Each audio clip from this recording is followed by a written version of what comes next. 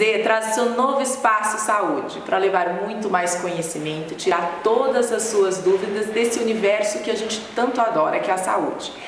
E hoje o nosso convidado é o renomado cirurgião plástico Fernando Marteleto, que vai tirar todas as nossas dúvidas.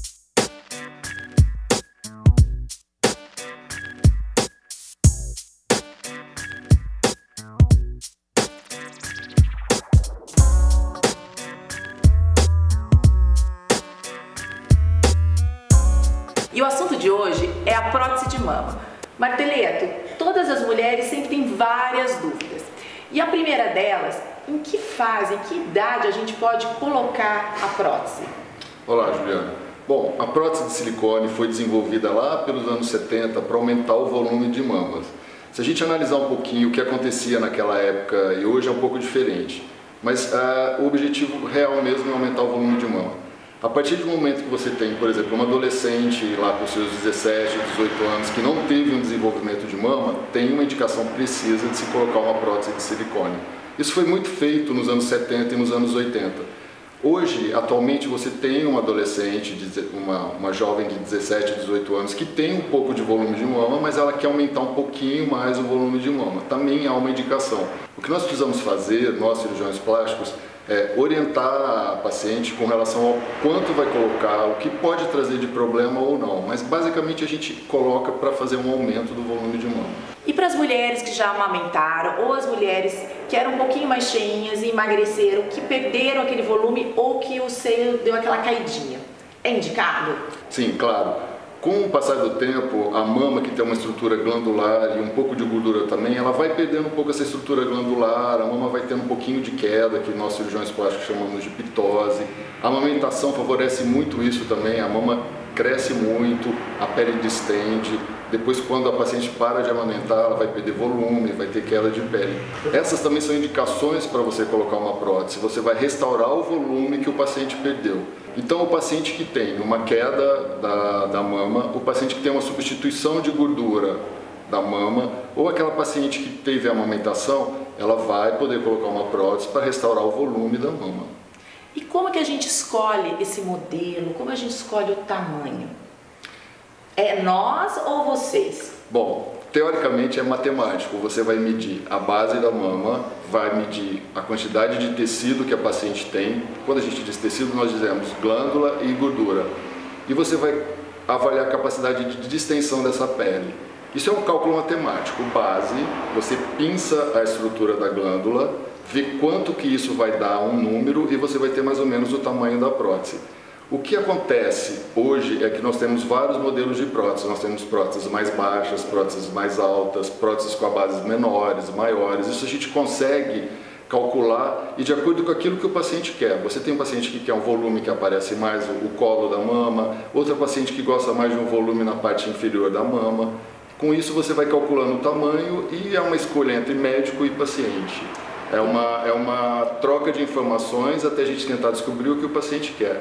Mas o importante é saber que existe um tamanho que vai caber naquela mama. Se você colocar um pouquinho maior, você vai ter o contorno da mama visível. Se você colocar o tamanho exato, a mama vai ficar com um formato redondo e com uma projeção de acordo com o que o paciente quer. Uma dúvida das mulheres, com certeza, é se existe a necessidade de troca da prótese.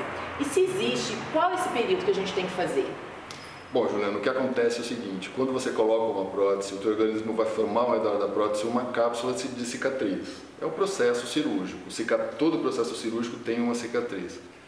Normalmente essa cicatriz vai envelhecer e normalmente perto de 8 a 10 anos essa cicatriz pode começar a endurecer. Esse endurecimento, se a paciente tiver um pouquinho mais de volume na mama, não é perceptível. Se for uma mama com mais pele e menos gordura e menos glândula, fica mais perceptível. Mas esse endurecimento não indica que você precisa trocar a prótese naquele momento.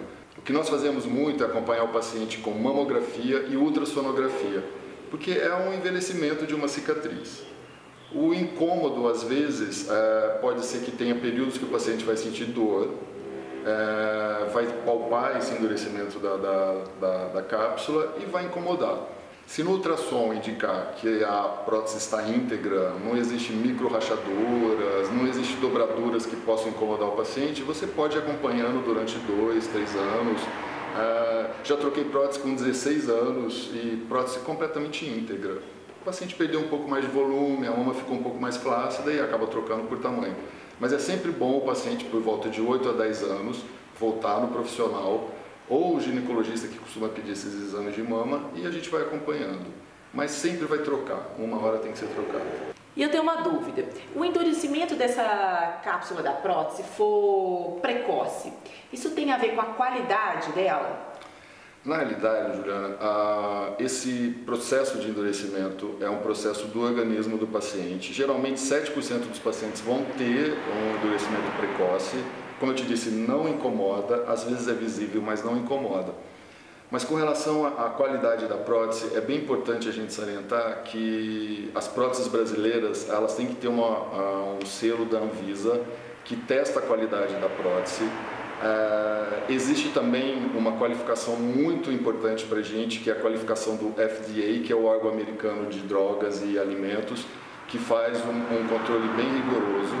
Então eu acho que é importante o paciente, a partir do momento que ele tem a consulta com um profissional, ele sabe a empresa que ele vai comprar a prótese, tentar entrar no site da empresa, verificar as qualificações, acreditar no cirurgião que está colocando o material, acreditar nos órgãos de vigilância que controlam isso, mas é sempre importante a gente saber a qualificação e a origem desse material. Então fica aí a dica para todo mundo que além da qualidade do profissional, a gente também tem que buscar a qualidade dessa prótese. Sim, com certeza. Esse foi o nosso Espaço Saúde. Eu quero agradecer ao Dr. Marteleto, que veio aqui esclarecer, levar um pouco mais de informação para vocês. Se vocês tiverem alguma dúvida, entre em contato com o nosso site, nossa fanpage, e no próximo programa nós vamos trazer um novo assunto para você, levando muito mais saúde e qualidade